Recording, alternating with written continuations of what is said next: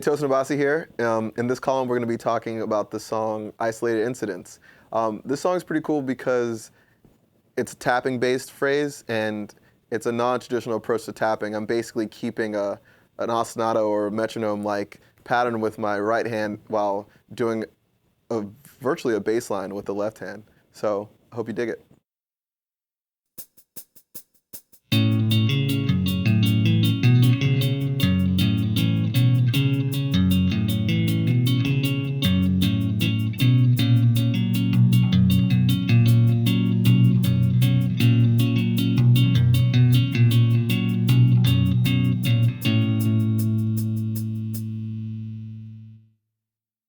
This phrase is basically an 11/8, which means, 11 eighth notes played in a row before you get back to the beginning of the phrase.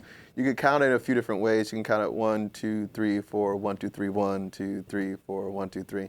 I usually don't use the numbers. I just internalize the phrase and, get used to what that feels like against a pulse. But if the numbers help you, 11/8 is your friend. So harmonically, what's going on here is basically my left hand is outlining an F sharp minor 7 chord.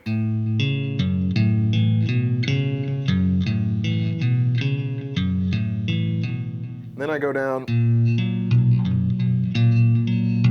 and basically outline F major 7 with a 4th in the bass.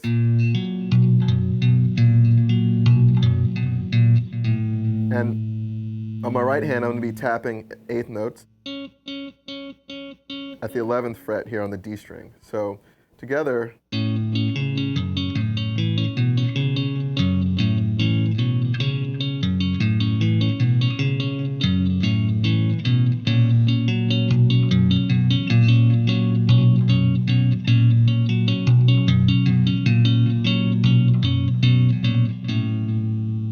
think the most basic thing to focus on when doing this is obviously getting an even volume out of all the notes you're hammering on.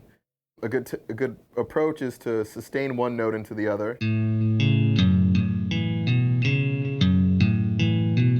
So try not to release one finger until the other finger is down, producing a sound.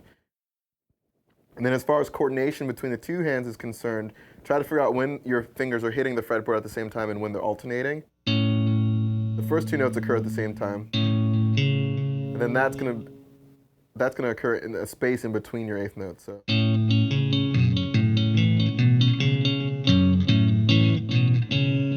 Those last 5 notes were in unison with my tapping hand. So I think doing it extremely slowly and figuring out when you're hitting in unison and when you're alternating is really going to take a lot of the confusion out of the coordination and really make this riff playable. It's actually not that complex, but you can obviously build upon this technique by moving notes around or anything you want. So I encourage you to kind of expound upon this approach to tapping. Next part of the song takes that tapping phrase and plays it an octave lower with some distortion. So it's just a heavier version of that same lick. And then it transitions into a syncopated pattern